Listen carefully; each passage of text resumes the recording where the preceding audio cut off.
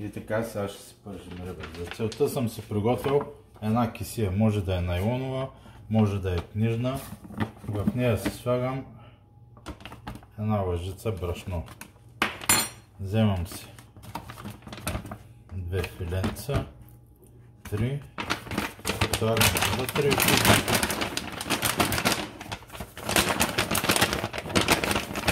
отдрусвам. След като съм ги отдрусал,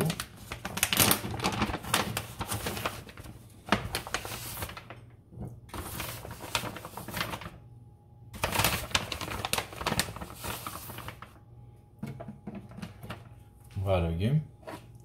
Вземам си една щипка, може и с вилица, ако нямате. Потапям ги във вода.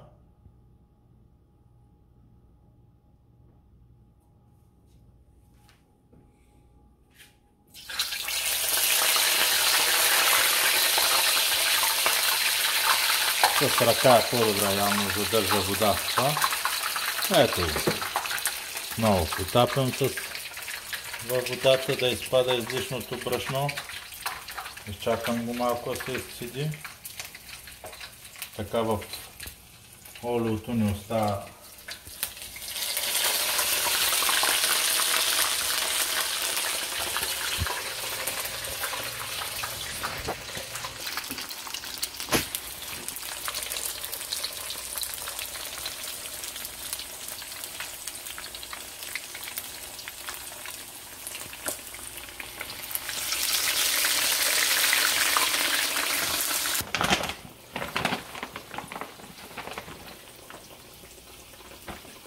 другото е,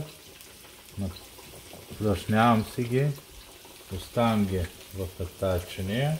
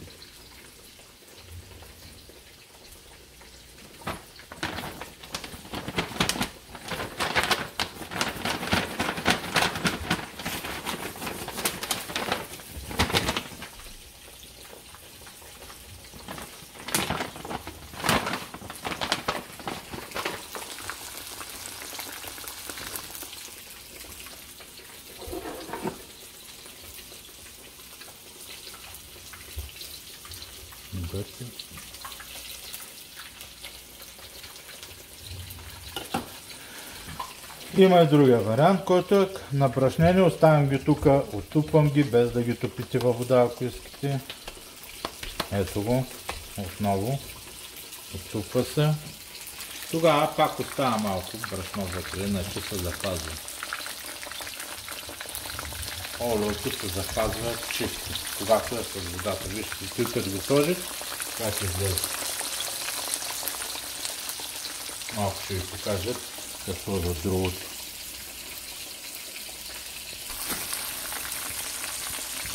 И така, аз ги пържа от 3 до 4 минути, зависи от филето. Виждате как това.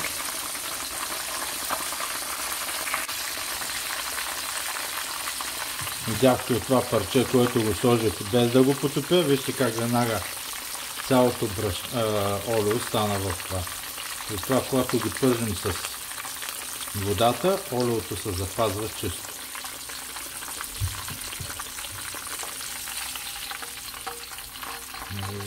Да. По-тънъчко филе. Сега отново ще ви демонстрирам с водата. Това е разлика. Вземаме едно филенце, потапяме го, изваждаме го, оставяме го да се изцеди.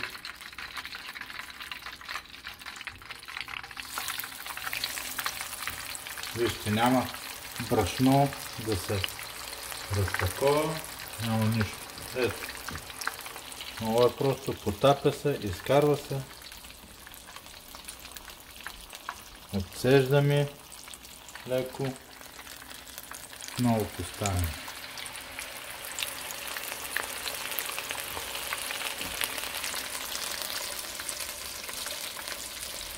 всичко останало излишно брашно, то се пада във водата.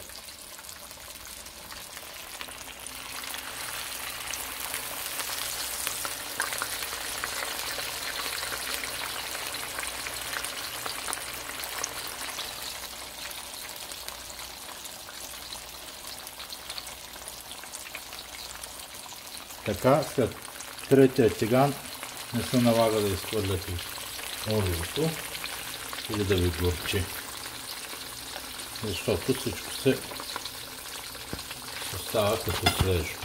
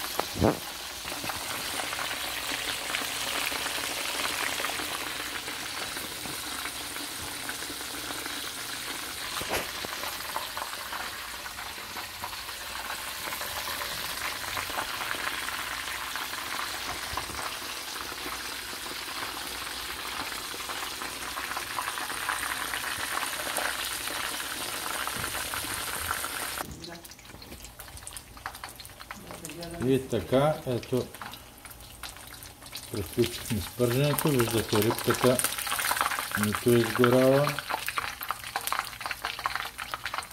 Олиото е запазено.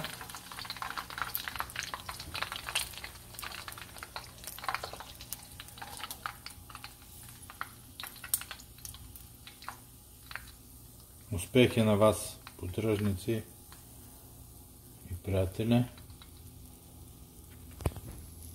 На здраве!